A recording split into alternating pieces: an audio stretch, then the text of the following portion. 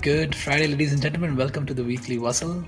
I am Ahad, your host, and I am joined here by Mudassir, our resident sports enthusiast this time, not technologist, but sports enthusiast. So today we're going to talk about sports and tribalism. So before we start, I would like to give the ball to Anwar to tell us a little bit about why this topic.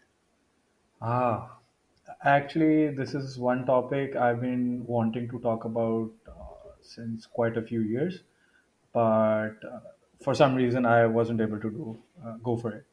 So basically, what happened was this one time I was having a conversation with my friend who said that we all know that the teams that are um, more capable of winning are very strong. If we're talking about football, for example, we know if we're talking about the Premier League, Manchester City is very likely to win the Premier League. Or if we're talking about the Champions League, Well, they're like, well, I will stop you there because Angie Ball is back and yeah, Tottenham Hotspur is doing amazing. The Spurs fan, and you couldn't resist that. Yeah, Yes, sure. continue. Spurs is a great team. So what happened was we were having this conversation, and despite knowing all of these things, I know like exceptions do happen. Like Leicester City did win a champions of the Premier League once, or yeah, you can talk about Netherlands beating South Africa in the last T20 World Cup. So these exceptions do happen, but if we talk about the long term, it's mostly the stronger team that will win you more games. But for some reason, as humans, as species, we're still invested in them, and at times that really determines our mood. People get frustrated when their teams lose badly, especially, or they get super excited. They'll have celebrations because of it. This one time when Bangladesh beat Australia, that mighty Australia, they had a full holiday because they beat Australia. So that's how big sports is for these people. It doesn't make sense to me. Before we can even continue, I want to stop you and talk about this. It doesn't make sense to me, being a stoic at heart, that something that is beyond your control affects your mood this much. Right? It's stupid. I mean, I would argue that most of life is like that. The Sisyphus theory I would like to bring over here, that if you're believing in religion, that's a different thing. But if you don't, then we're just doing things for the sake of it. We're just living a life that probably doesn't have any meaning. I know That's the fine. Yeah, I mean, everything's fine. But again, I would just argue that it all depends on how you view things. You can find these things stupid, like following a team stupid. Someone else might find just life in general stupid. So I think, No. I'm all for the. I'm a Spurs fan, right? I've been through heartache after heartache for 7 years, right? yeah, And this year, when we're playing the best football we've seen in years, our best player, the reason I started following Spurs, left us. So it hurts. But for me, the thing is, on a Saturday, on a Sunday, your team loses yeah, and your room gets completely destroyed. There is statistics in the UK that says that domestic violence rises during game weeks of the Premier League, because when your team loses, you take it out on your wife. Supposedly, you're the guy who's watching football. yeah. So, because you're not in control of it, and I am all for mourning your team's loss. I'm all for feeling as one, but having this kind of a psychological impact on your own emotional response to a thing that is not in your control doesn't make sense to me. Yeah, Spurs loses, I get annoyed. I'm like, hey, shit, it happened. But yeah, hey, it's not my team. I don't have any financial element of it that affects me directly. I do not have any personal stake in it, like someone who's playing it or I'm playing myself or something. I'm not even controlling it in any way, right? It's not like it's my tactics that they're doing and I feel bad as a coach. I have no bearing in the decision. So should it really affect me that much? I think it shouldn't. Of course, it shouldn't. But I think that's where the tribalism aspect of things comes in. By nature, as species, we are tribalistic. We get frustrated over things that shouldn't frustrate us. We behave in manners that often resemble as animals. I mean, we are a kind of animal at the end of the day, but I think it is what it is. We behave in weird ways, and It's very sad that these domestic violence stories come out of just normal matches, but I think that all leads to tribalism. Yeah, and before we continue further with what you were talking about, in respect to tribalism, tribalism also doesn't bother me. The inconsistency in tribalism bothers me. Right? So same thing. We decided that sports is just another form of tribalism. That's the claim that we're going to try to defend. But so is patriotism. So is nationalism. Right? But you have a lot of people, even in our circle, or you might see general population who might not be into patriotism or nationalism much, as Pakistanis, Indians, or maybe Dutch, whatever. But when it comes to their national team, or when it comes to their favorite football team, they're very tribal. And that inconsistency bothers me, that your identity is attached to one thing but not the other. And it should be both ways. And so I would rather be supportive of the bigot who is, who is annoyed at their geological neighbors and who does domestic violence. I will still understand him during game weeks, rather than a person who tells people that he's a liberal, and patriotism and nationalism doesn't make sense, yet gets mad when his favorite team loses, because you're like, can you Yeah. not see it's the same thing? Yeah, I totally get your point, and I do agree with it. But I think at the end of the day, it's because their identity outside of that sports is not fulfilling enough. Maybe they're not doing things that are helping them fulfill or making their life complete. So they have to attach their identity with someone else, a sports team. We often see this in politics as well. People getting absolutely mad because some politician or someone just said something bad about the political leader they support or political party they support. I mean, I get it that that does affect you in a way because the policies at the end of the day would affect you, but just losing your mind because someone didn't agree with your political stance is also pretty insane. So I think at the end of the day, it's because our lives have become so because we see so much on social media, people doing so many things, and our lives seem very um, very small in contrast. So I think that is one of the biggest reasons why people behave in this way. I understand where you're coming from, and to add to that point, I really, what I don't understand about this losing your mind thing, I do get the I do get the gist of it, right? Because I've read this somewhere, that when you challenge someone's ideas or you challenge someone's beliefs, you're basically challenging their identity, and it is completely natural and rational for them to lose their mind and get annoyed and be mad at you for basically saying something against their identity, you know, Yeah. because their identity is being challenged. And as a normal person, you want to defend your identity, because if you're not your identity, then who you are. So it makes complete sense to me Yeah. that I go to someone who's religious, or I go to someone who is nationalist, and I say, well, nationalism is just a crowd controlling mechanism, and he gets like angry and he loses his shit. He's like, what the hell are you talking about? Because he wants to defend this the notion of his identity, that okay, if I'm not a nationalist, then who am I? And that lack of introspection is what I want to bring to the table with tribalism and whatever you say, right? That it's not just the fact that you have a sports team that you want to follow. That sports team, do they emulate certain characteristics that you aspire to have? Or do they emulate something that you really want? Or just the fact that they're winning and you want to have a taste of what winners feel like, that's why you're there, right? So those are the questions I want to basically understand. I think uh, it's connected in a way like for most of us, our life is very monotonous. We either have a job or we're running a business. We go at the morning, come back at night, and then the same thing repeats again and again. We do have certain goals. Some are short term, some are long term, but in the immediate term, we don't see any result that's coming along. So when we put our identities matched with these teams, we can see how we can instantly get a result because of it. We have, even though a lot of the times what you're saying as a fan doesn't mean anything to these teams or the team owners, but we do kind of see how our identity being associated with this team are getting instant results, and that is why people get continuously associated with it, and they get instant dopamine and the frustrations that also come alongside with it. But it's something that gets instant result is all I'm saying. And I understand your point of view. The dopamine hit comes when you enjoy the winning of the team, when in reality you didn't do anything. Yeah. So you're basically bandwagoning it, and that kind of makes sense why most people globally only support winning teams, right?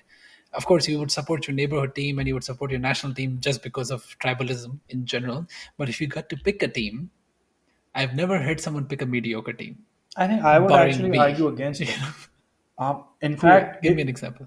uh, people love underdog stories.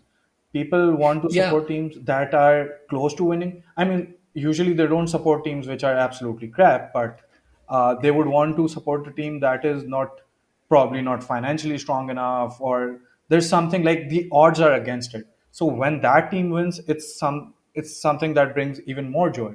So I think that yeah, is a very interesting side of things. And again, that is also linked with politics, if you ask me, because when a politician builds a story that they're the victim, for example, Donald Trump will keep saying how the Americans have been the victim of these immigrants continuously taking their resources and something. So that victim story really appeals to people, and whether yeah, it's sports or whether it's politics or anything in general, yeah. this story is really it Yeah, sells. but victim story makes sense when you're in the system, right? When you're in the process. So, for example, when Leicester City was winning, I think everyone besides the big teams were supporting them, right? Because they were like, of course, Leicester winning would be a dream.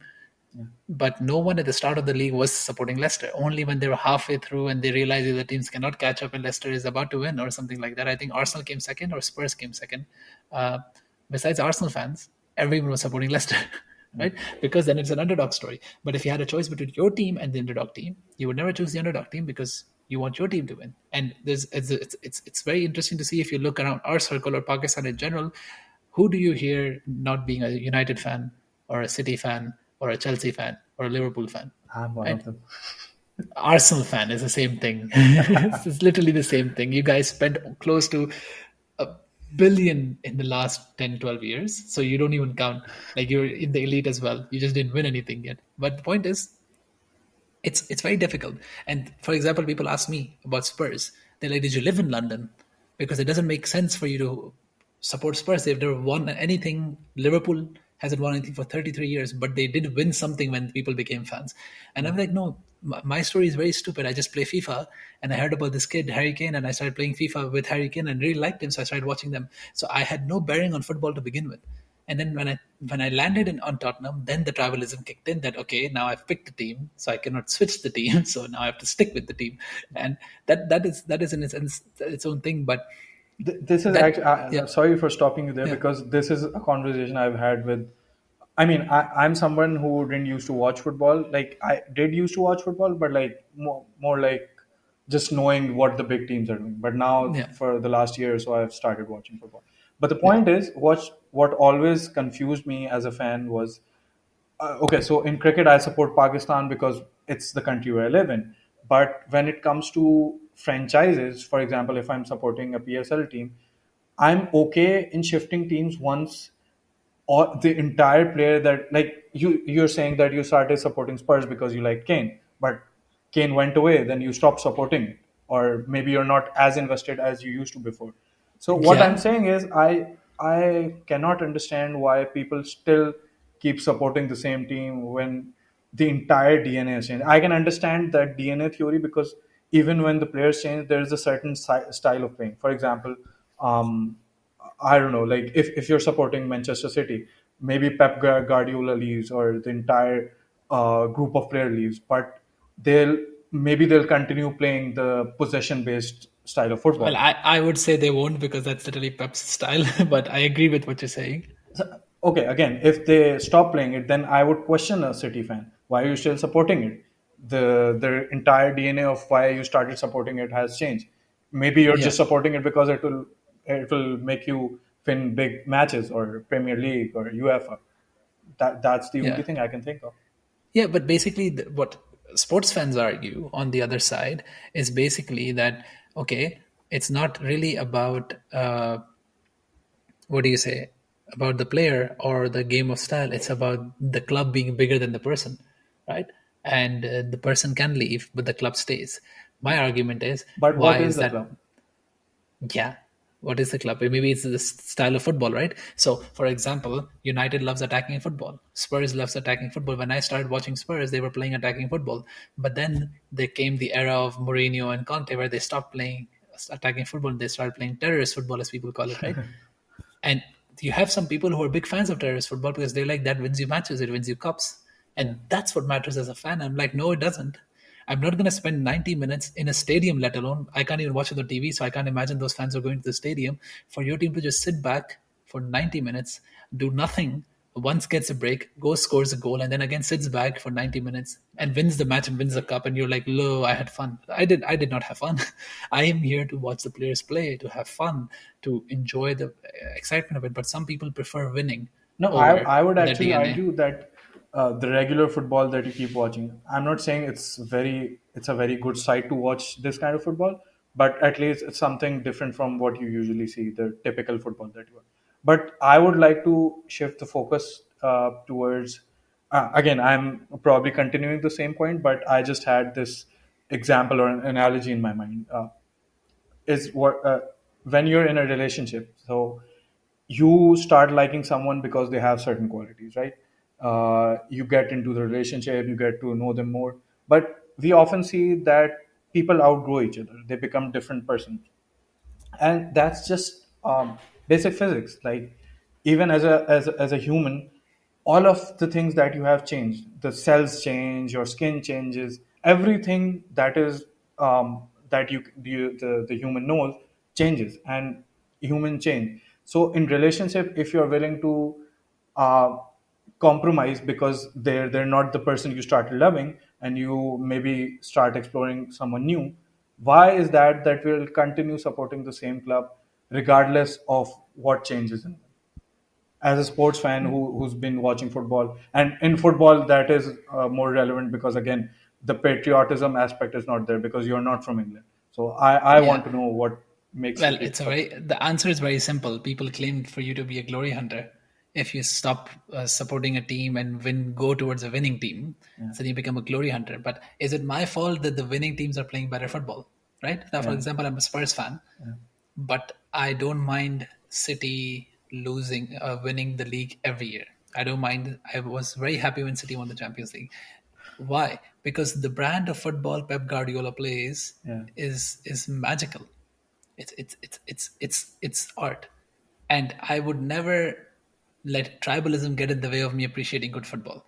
When I see him play, when I see him coaching on the side and his mind going crazy and he's overthinking, he's doing stupid stuff, I relish in all of that because I'm like, this guy is a master at his craft. And to watch him play is like, like an conductor conducting a symphony. yeah, Why would I skip on that just because I'm not supposed to like that team? That doesn't make sense to me. yeah, But they say, yeah, if Spurs fan, of course you're going to jump ship. Jump ship. Like for example, Chelsea is going through a crisis for the last 3-4 years, right? yeah. And in the crisis of 3-4 years, people can jump ship to Manchester City or to Arsenal, and they can be like, oh, you're just a glory hunters. Well, not really. It's not about glory hunting. Chelsea was winning titles. I like them. Now they're not winning titles. They're not playing good football. So why should I support them?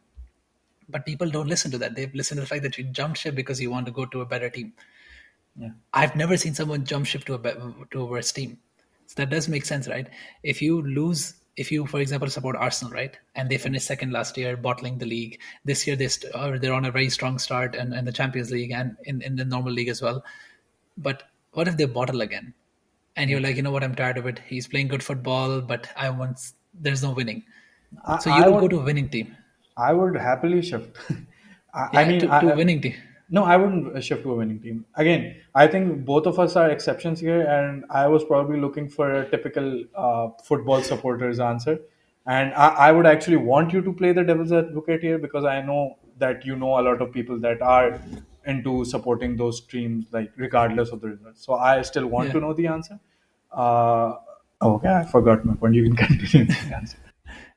So the reason you support Arsenal is because they're brand of football, right? Yeah, yeah. So You really enjoy sorry, their sorry. brand I of was football. saying that Yeah. if I stop supporting Arsenal, I would jump to Brighton because I love the style of football. They'll Yeah, probably not reach top four even this year, but I absolutely yeah, love the style of football they play. I love Deserby. exactly. Yeah, Yeah, so basically, you are a fan who watches for the game, not for yeah, the results, right? That's fine. That's exactly why I started watching Spurs because Harry Kane was a great player. Christian Eriksen was a wonderful player, and Pochettino was creating magic with the team he had. Somehow, they were playing attacking football. Yes, they were losing because they don't have the quality there. Maybe that's fine, but they reached the Champions League final. It hurt when they lost. It's fine. They were playing good football. Then there was 3 years of them playing shitty football. I'm going to be honest with you. I did not watch any of those matches. I watched very few of the matches in the last 3 years when Mourinho and Conte were there because I did not feel like watching a match. I was like, I would rather watch a City match because this Guardiola is doing magic and I want to watch my Taliban football. That doesn't make sense. So I would switch. I still supported Spurs because yeah, tribalism at play, yeah, as we talked about it, right? Because yeah, that is my team, and I don't know if I'm comfortable switching to a winning team just for the sake of it. Because, as you said, you and I are similar in that sense that we don't really focus on the winning aspect of the team, but we focus more on the playing aspect of the team. And now it's by chance that Manchester City is one of the most winnable team and one of the most beautiful football playing teams in the world right now. That is just by chance. But I've never heard anyone, and again, you're an exception in this case as well, but because you started supporting Arsenal also for the wrong reasons, not for the winning part, right? But for the football yeah. part, it makes sense that you want to switch to Brighton. I But if you don't ask want to anyone, like switch to if you ask, Brighton, but I'm just saying that yeah, if the DNA why I started supporting them is gone, I would happily shift. yeah, yeah. But Brighton is a very good example. You know why? Because Brighton was playing this form of football even before, Yeah, right? So when Potter was there, they were still playing really good football, and they were still somehow managing to get really good players. And then they took Potter out, but the DNA remained the same. Deserby exactly. came in, and he's doing his own Yeah, magic. So that club has DNA, like Manchester United had DNA. yeah. But because they had 28 years of one manager, the manager became the DNA of the club. And then when he left, basically the DNA was gone. Then anyone else who tried to replicate his magic just couldn't, and they're still trying to find their rhythm back in what they're doing. So I do understand your point, and I do get the difficulty that comes in. But this is the struggle that I'm still having with. What do you think would be the reason why anyone would not want to switch to a winning team or might want to still stick around with a team even if their DNA is changing? I think your answer to that is perfectly fine because people would say they're glory hunters. But I also think, again, like you said before, their identity is completely attached to it. That's like a part of their personality. That's like the extended version of their personality. So if I'm Mudassir and Yeah, that it's like a part of me is in Arsenal, and if I stop associating myself with them, I'm kind of losing a part of my personality. upward. Yeah, Yeah, like there's this common phrase that boys make their entire personality about gyms and clubs and stuff like that, and there's a reason why these sayings go around a lot. yeah, I agree. But I have a follow-up question on Yeah, that. So you don't follow much football, so it's understandable you might not know, but because you know people a little bit, so I do want to talk about it. yeah, Have you noticed that a certain club attracts certain types of fans? absolutely, absolutely. I think there have been exceptions, but that is Yeah, actually a very good way of trying to know what kind of a person it is. So, if you're on a dating site, I think that is also a very good question to start with. Because, for yeah, example, um, if someone is supporting Brighton, so maybe they're into teams, or they have a past that has made them probably they've been victims at time, so they have this energy to like prove everyone that even when they're not seen as very powerful, they have the power to cause upsets or rise to the occasion when it's needed. So I think it shows that for, and then if you're supporting a team which is very very good, you're probably someone that likes to stay on top, like very competitive in nature, or would always want to be the person who's winning in a game, or probably has the leadership qualities as well. Like you always want to be yeah. on the top of everything. So I think that, Even if you're not qualified though, oh, even if you're not that good, but you want to be because you're following that team. yeah, I do agree with you. You know why? Because Spurs is very famous for being chokers, yeah, right? Spursy, like, and to be honest, so is Arsenal. But Ch- Ch- Spurs is worse than Arsenal, technically speaking, in that aspect. But Arsenal are also known for being chokers because of the Wenger's last few years. This was before you started supporting them, yeah, but so Spurs are very famous for Spurs being Spurs, and oh, look at Spurs. Three things are certain in life: death, taxes, and Spurs choking. Those kind of things. yeah, But that made me realize when I saw that Champions League final, and I saw this stupid tackle that player made that I really, really hate. I think it was Musa Sissoko. It was a handball or it was a penalty, like a tackle.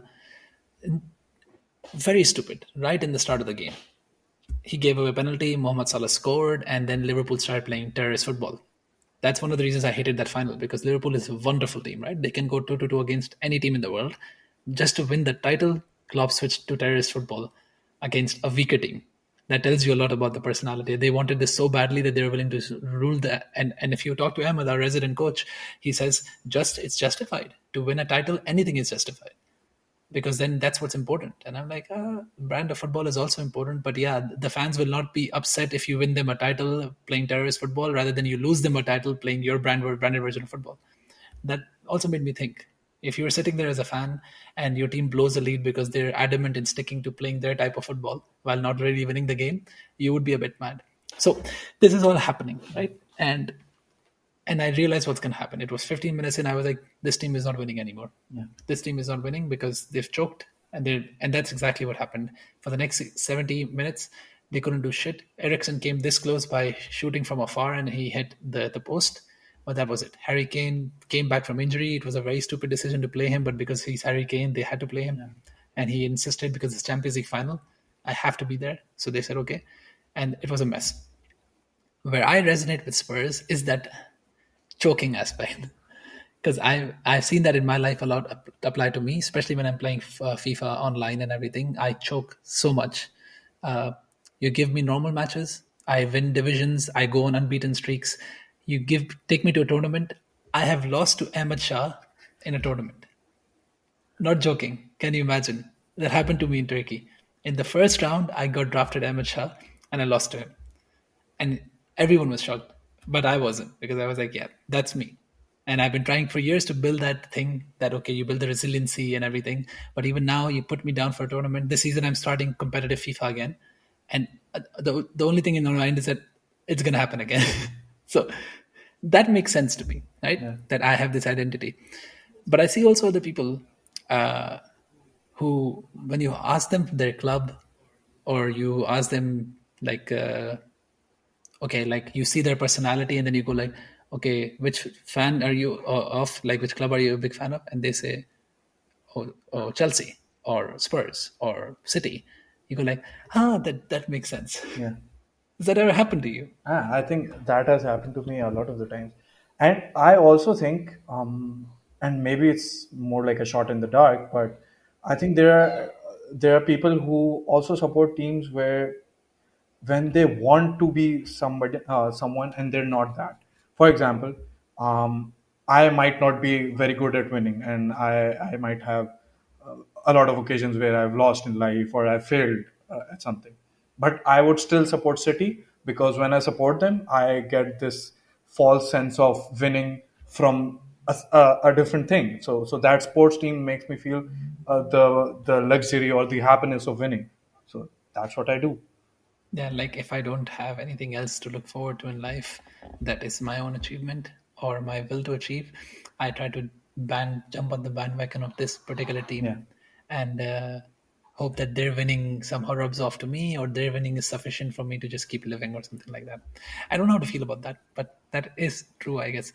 But moving back to the topic of tribalism in sports, where did it start actually? So I want to really just give a little bit of a discussion there. The reason that I'm looking to the right every single time for the audience is because my daughter is sleeping there, and I need to keep checking her up on her that if she doesn't wake up, and she's now getting up slowly, slowly. So let's see if she stays quiet. But what I wanted to talk about was sports and tribalism, and why, as you said, patriotism and nationalism make sense. In my eyes, they're still crowd controlling mechanisms, right? You just want them to believe that this line that you drew or the color of your flag is reason enough for you to hate someone, the us versus them mentality. But in sports as well, the reason it exists is because sports actually are, historically speaking, rituals of war, right? Yeah. So you must have noticed stuff like javelin throws, discus throws, archery were very big parts of sports back in the day. And why? Because they're things you need to practice to in a state of war. So sports, even in the ancient Rome, chariot racing and fighting with each other on chariots, all of that stuff is basically real warfare. But you dramatize the warfare to be done in a safe space, so people support your soldiers, and your soldiers get the thrill of practice of war. So sports inherently is engulfed in tribalism and in warfare. That's why it's supposed to be competitive. That's why it's supposed to be violent to an extent. In football, if someone is violent, it's okay. Yeah. It doesn't make sense to me at all. I have my friend, the resident coach Ahmed. He does this as well. He is on the pitch. He's a completely different person. He will scream at you, he will fight with you, and off the pitch, he goes like, "Oh, it was on the pitch. Let's leave it on the pitch." And I'm like, what does that even mean? That is so inconsistent as a human. But people defend that. They're like, on the pitch, you can gnaw at each other, but off the pitch, you should be fine. And I'm like, unless it's a boxing match or combat sports, it doesn't make sense to me that you're willing to break my leg literally on a grass field, but right now outside, you're trying to hug me and saying, oh, it was all for the game. That doesn't make sense to me because you could have achieved whatever you wanted to achieve without breaking my Yeah. leg, right? So that I feel like it gives a free pass to people to be violent and unethical just for the sake of it because under the guise of sports. What are your thoughts on it? I think that's a very, very interesting and fascinating point. This is something I'm actually finding out for the first time as well. So it was just as fascinating to me. But like you said perfectly, that it's the preparation for a war. So if you go in a cricket ground or any sports ground in general, you see all aspects of evolution and tribalism over there. People coming together for a certain cause. There's one side of fans supporting one team, the other side supporting the other team. They'll have different competitions to outshout the other fans, and the teams over there would be absolutely putting their lives on the line, and they'll be okay with getting injured or getting like suffering something for their entire life just to win that match. So I think that perfectly encapsulates the scene that's going on, and it shows how that tribalism, regardless of how civilized our society becomes, that tribalism in us still survives. It still survives. And on that point, I want to quote another study. It was done in the UK about people trying to ask for help, and they recruited, of course, college students, and they found out their club affiliations, so Manchester United, Liverpool, or whatever have you, and then it was, this is the most interesting part. So the people aren't bad, right? Yeah. So the story was that you have to go from A to B, and on the way, yeah, you can stop if you want to stop, but of course you have a goal in mind that you need to get to B. But on the way, some person drops on the ground asking for help. If that person is wearing the same jersey as your affiliated club, 60-70% of them stop to help the person out. If that person is wearing a neutral jersey, 50-45% of the people stop to help them out. If that person is wearing a rival's jersey, so if you're a United fan and they're wearing Liverpool, 25 to 30% people stop to help them out. Imagine imagine what's at stake here. That the person could be injured, could be dangerous, but your tribal affiliations are coming in the way of your humanity. And for what? It's just a football club. It doesn't make sense to me. It doesn't make sense to me. But this is the struggle that I have with the biases in our head and the tribalism at play. You know what I think personally about tribalism? I feel like we evolved too quickly. Humanity, if you notice, went from hunter gatherers to civilized society in a span of 10 to 20,000 years, right? Maybe more. If 10,000 years was when civilization started, before that was hunter gatherers, so maybe 20, 30,000 before that. So 50,000, you can assume safely, is the time it took from hunter gatherers to civilized society. 10,000 years ago was the first aspect of society, right? The early civilizations. There, tribalism made sense. You had to survive. So in 10,000 years, that thing that we needed, we don't need anymore. Even stuff like stress and anxiety is something we don't need at the moment. They were bodily triggers and mechanisms in play to help us survive in the wilderness. Because if something rustles in the forest, it's better for you to be alert that it's a tiger than for you to chill thinking it's a deer, because your survival matters, right? So what I see is our bodily functions have not caught up to our mental and spiritual state. So now we're in a place where we're not that endangered, Yeah. yet we have these triggers in our around us that are not working in our favor. That's why there's a whole burnout problem, a whole stress problem, a whole loneliness epidemic, because our bodily triggers are not surviving in the current landscape and helping us making things difficult for us. Same can go for tribalism. In this day and age, there makes no sense for xenophobia to exist. You know everyone through internet, through social media. You have literally a Google map that tells you everything about the world, that okay, this is the place. The person that you see from that color is from that place in the world. So they're not really different from us. They're just a different species of Yeah. people. They're not different. We're still humans. But still, that us versus them exists. And that us versus them exists between colors, between genders, between religions, and as you saw, between football clubs. So I sincerely believe that we need a lot of time before this evolutionary things come out of us. And it's not happening anytime soon. Evolution happens in billions and millions of Yeah. years. In tens and thousands of years, it will not go away.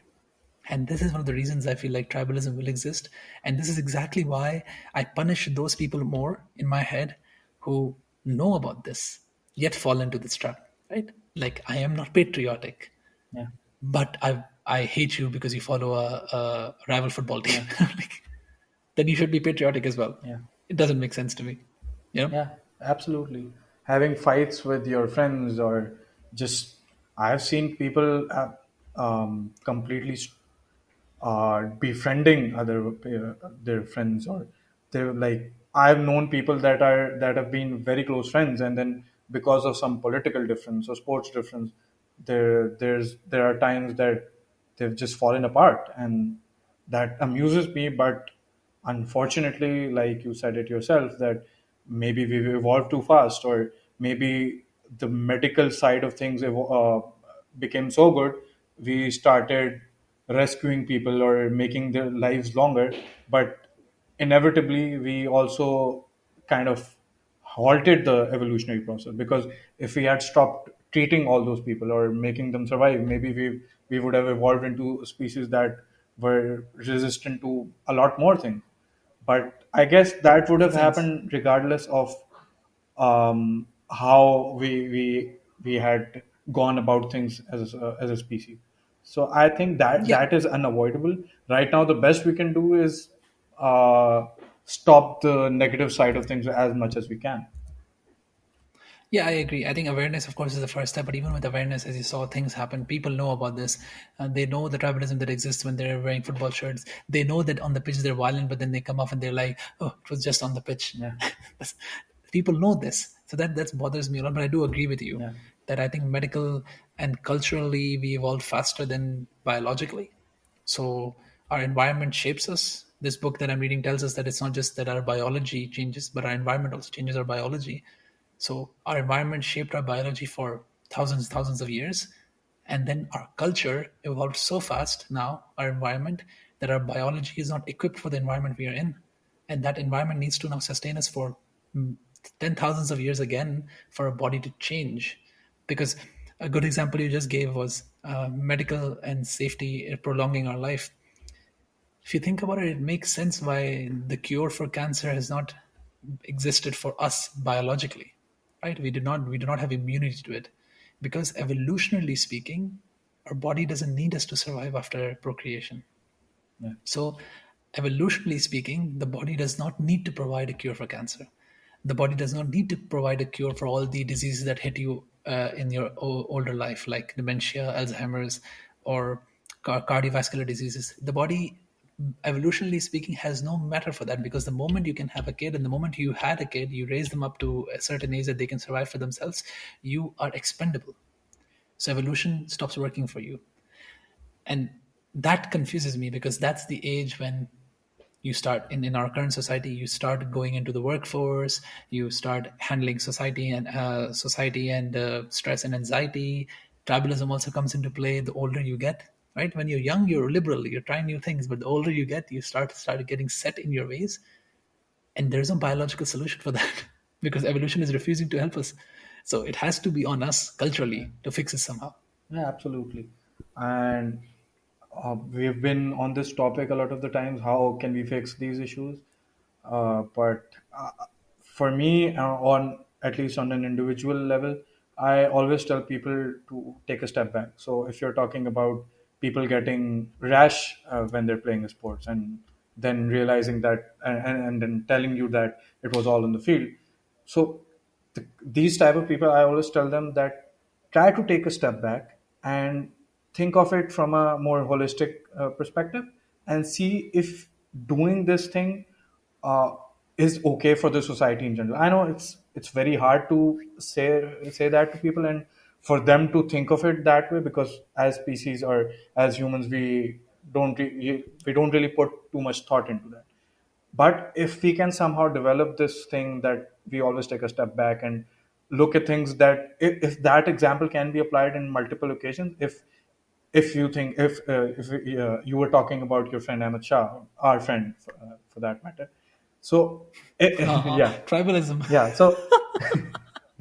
So ask him that can he put the same example in all occasions. For example, if there's someone who's really good at football, but they're not as good as being mean or rash at the field, but their skills are far better than someone else, but someone who's better at being rash, or I mean, Ramos is a very good defender, but just take his meanness or his Aggression. yeah, aggression, and wanting to injure someone just to win the match. So are you okay with that sort of football? If his answer is yes, maybe there's nothing you can do about it. But for most people, I think the answer would be no. And if they're able to take that step back, they'll know that why they're wrong. Yeah, no, I understand your point of Yeah. view, and we are getting too close to the conversation, end of the conversation. But I would like to challenge one point that you just said. So I get your point of holistic view, but a lot of people make subjective lines, right? So as you said, they might be okay with the violence, and you can't do anything about it. But a lot of people are okay with the violence given the status. So if someone accidentally injures someone on the field, then that's fine. Mistakes happen. If someone intentionally injures someone, then that's bad. That's morally wrong, but still allowed because it was part of the game. And yeah, he got punished. He got a red card. What else do you want? You know. So this whole legal and moral problem is at play here. Same with patriotism and nationalism. Right now, in the time of this recording, the whole India Canada thing is happening, right? And Indians are notoriously famous for being very patriotic, especially online, right? Yeah. So with their keyboard warriors. So it is very difficult for you to justify killings in a different country if supposedly you're behind it, but your people will defend it nevertheless, because they'll be like, oh, that's right for our country to do because of this is this reason. I think one of our friends shared this, right? That oh, it's all because of Pakistan, and then it's all a Pakistani operation, and Canada has fallen to Pakistan. And as a Pakistani, you think that's funny. Our country is in a downward spiral. We have zero control over our own people, but yet somehow we've managed a Western developed country to do something for us. Yeah. So it doesn't make sense. But because people are so involved in what's right for them morally and legally, that they just don't care about society in general. They don't care about the ethos or the ethics of it. They're like, Yeah. my country, my rules, or football, their rules. It's okay as long as I'm playing by the rules and I make a mistake or something happens on the field is allowed. Like basically like combat sports. Like you hit someone, you break their face. If they die in the ring, Yeah. or if they die in the cage, hey, you signed up for that when you or came into this boxing ring with me, and you're like, did I? I thought I've just signed up to play or I did something, but no. Some people take that as a choice to be aggressive just for the sake of winning. And this leads to my second point. So I'll leave then the floor is yours for the replying to me and then closing comments. Competition is the reason where we are right now, right? I believe in terms of technological progress, the competition between species, interspecies, amongst different countries, among different people. So a lot of people can claim that, yeah, if you take away the competitive aspect of it, no goals, right? People will not be that aggressive anymore, but people will also lose the will to play. One of the reasons sports attracts people so much is the competitive spirit behind it, because it's a safe space for you to be aggressive and competitive in a modern civilized society. Because everywhere else you cannot be. It's frowned upon. You need to be inclusive. You need to be supportive. But this is a free pass given to you the moment you put on a shirt and you're in a stadium. You can howl bad words, you can do something. Now they're also getting a bit sensitive about that you cannot say certain things, and you can see how the football world is reacting to it. They're like, it's in the heat of the moment, you should allow us that. And I don't know how to feel about that. I do understand their point of view in a society so, in trying to be free and inclusive, we are becoming more oppressed, right? We are becoming more like, you cannot do this, but people do want to share their feelings and their outlets, and they should be allowed to. So maybe sports does have a space in society. It's just a space that I don't want to be in. Absolutely. I think you made really, really good points. I was just thinking about this, and again, we've had this conversation a lot of the times that sometimes when you're enforcing some ideology into people, people will react sooner rather than later. So, as you were mentioning, how sports is supposed to be something that gets you out of like all of these negative energies, your frustration. You take it out on the field in a healthier way. That's fine, but there are a lot of things that people have piled up. For example, that COVID vaccine thing that was happening in tennis. So, what was that tennis player again who refused? Oh, Djokovic. Djokovic. Yeah.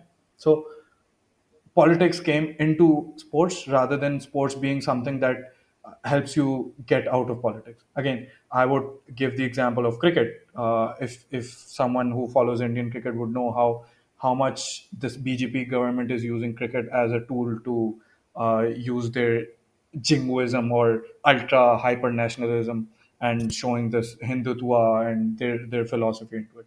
So the biggest cricket stadium in the world is the name of that stadium is Narendra Modi Stadium. So he's branding everything to his name and everything to his ideology. What happened in this match between India Australia recently was it was going on in the Narendra Modi Stadium, obviously. So Modi comes over there, and there's like a whole speech that he gives over there. So it's more like a political rally for him, and these players are just puppets and tools that are being used to promote his government or his philosophy. So the point is, sports was supposed to take us away from politics, but unfortunately, with the things that have happened and the way people feel suppressed in many ways, some people think that this liberal ideology is suppressing them, and then there's another side that thinks that far right or just right in general is suppressing them. So this is all coming out in the field rather than field being the safe space. So it's unfortunate, but we're going in that direction. And again, like we started this at the start, like we started at the start, that at the end of the day, it's all linked to tribalism. And whether we like it or not, it comes in weird times, weird occasions. Like you said, that if someone is in trouble, it would matter what shirt they're wearing. So again, it comes at weird times, but as species, we are tribalistic, and sports is just one way of expressing that tribalism. Yeah, very well said. And it is shocking what you said about India and and the whole Modi thing. But I completely understand. Adolf Hitler was also a big fan of the Olympics and wanted his people to win. And I think when they didn't, he shot his Olympics or Olympiads or the Yeah. football team because they lost or something like that. So sports has always been that weird space between politics and tribalism. But I would like to end this here. So I really had fun discussing this with you. It was a bit of an up and down thing. There were a lot of conversation, and I think sports being a safe space is a topic in itself, to be honest, because there's so much we can talk about there about should be it allowed, shouldn't be allowed. In Japan, for example, a small digression before we close. In Japan, for example, the whole anime culture and the whole hentai culture, if you notice, they look like little girls, and there's a whole reasoning behind it because Japanese men prefer that. So this is society's way of allowing healthy pedophilia towards inanimate objects rather than actual pedophilia. So they say, I don't know the statistics behind Japan and how the pedophilia rates are there in their country, but this is the justification I've heard from manga writers and anime writers that this is the reason that we do this societally and culturally.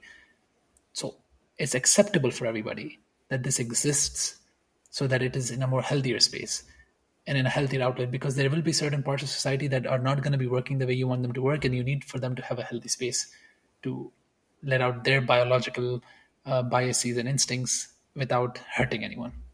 But that's a topic for another day, and I just wanted to give a gist on that. So before we close, anything you want to add, Anwar? Um, I had this strong urge to reply to this one, but again, we both know how digression can get long between the two of us.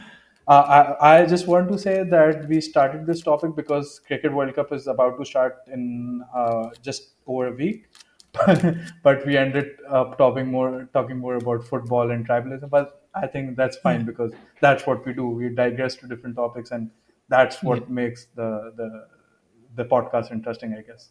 But I think as Yes. audiences, I really hope they support this podcast because Ahad over here has his daughter sleeping, and I guess she's up right now. And the fact that he's taking out time, I really hope people do support us and we get more views.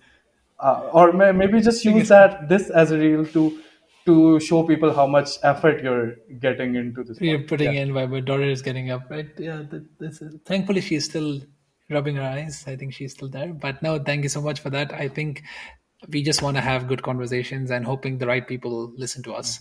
And my goal at the end of the day is just that when you listen to this podcast and you close the player, you are more knowledgeable about something that you were walking in, right? You knew more than before you pressed play. And if you did that, then support us by just sharing it with your friends and your family. Tell them what worked for you because that's the best way you can support a podcast. So I think that's the best way. Thank you for the shout out, Anwar. And thank you so much for joining me for this session. And thank you, everyone else.